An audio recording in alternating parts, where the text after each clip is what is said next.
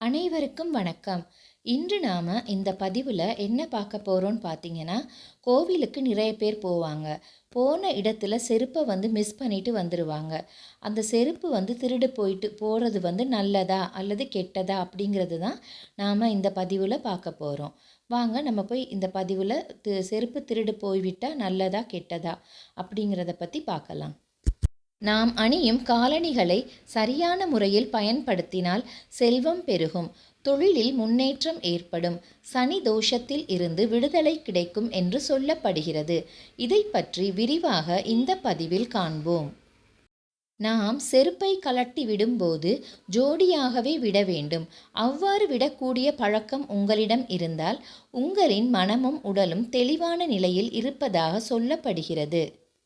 நம்முடைய வீட்டின் தலைவாசலை தெய்வத்திற்கு இணையாக வணங்குவோம். அத்தகைய தலைவாசலில் செருப்பை போட்டுக்கொண்டு நிற்பது அல்லது அதை தாண்டி வீட்டில் செருப்பை பயன்படுத்துவது துரதிருஷ்டத்தை ஏற்படுத்தும் என்றும் சொல்லப்படுகிறது. மேலும் வீட்டில் செருப்பை அணிந்து கொண்டு கல், உப்பு, பருப்பு, அரிசி ஆகியவற்றை தொடக்கூடாது. ஏனெனில் இவை அனைத்தும் லக்ஷ்மியின் அம்சமாக கருதப்படுகிறது. சமையலறையில் செருப்பை போட்டுக்கொண்டு செல்லக்கூடாது. அதுபோல சமைக்கும்போது செருப்பை போட்டுக்கொண்டு சமைக்கக்கூடாது என்று சொல்லப்படுகிறது. செருப்பை போட்டுக்கொண்டு உணவு உண்ணக்கூடாது.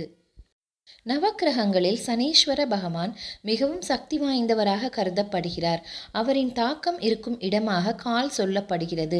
அந்த காலில் நாம் அணியக்கூடிய செருப்பும் பகவானின் தாக்கம் பெற்றதாக இருக்கிறது. நீங்கள் அணியும் செருப்பு பீய்ந்து மோசமான நிலையில் இருக்கும் போதும் அதை மாற்றாமல் தள்ளி போட்டுக்கொண்டே சென்றால் பணம் சம்பந்தமான பிரச்சனைகள், நஷ்டம் ஏற்படும். செருப்பை மற்றவர்களுக்கு தானமாக வழங்குவதன் மூலம் சனீஸ்வர பகவானின் அருளும் ஆசியும் கிடைக்கும். உத்தியோகத்தில் முன்னேற்றம் கிடைக்கும். ஒரு சிலர் தங்கள் தொழிலில் நலிவடையும் போது செருப்பை வாங்கி கோவிலில் விட்டு சென்று விடுவார்கள். அதை மற்றவர்கள் எடுத்து செல்லும் போது அது தானமாக கருதப்படுகிறது. இவ்வாறு செய்யும் போது தொழிலில் முன்னேற்றம் ஏற்படும். கோவிலில் கலட்டி விட்டுவிட்டு சென்ற செருப்பை திருடு போய்விட்டால் சனீஸ்வர பகவானால் ஏற்படவிருக்கும் அனைத்து பிரச்சனையும் சரியாகும் என்ற நம்பிக்கை உண்டு.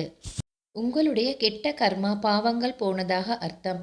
உங்கள் செருப்பு தொலைந்து போனால் அதனால் உங்களுக்கு நல்ல முன்னேற்றம் ஏற்பட போவதாக அர்த்தம். செருப்பு அணியும் நிறத்தை பொறுத்து அதற்கு பலன்கள் உண்டு என்று சொல்லப்படுகிறது. வெள்ளை நிறத்தில் செருப்பை அணிவது அதிர்ஷ்டத்தை தரும். கருப்பு மற்றும் அடர் நீல நிறத்தில் செருப்பு அணிந்தால் நம்மை சுற்றியுள்ள எதிர்மறை சக்திகளை அது இழுத்துக்கொள்ளும். சிகப்பு நிறம், மஞ்சள் நிற காலணிகள் முன்னேற்றம், காரிய சித்தி, வெற்றியை ஏற்படுத்தும்.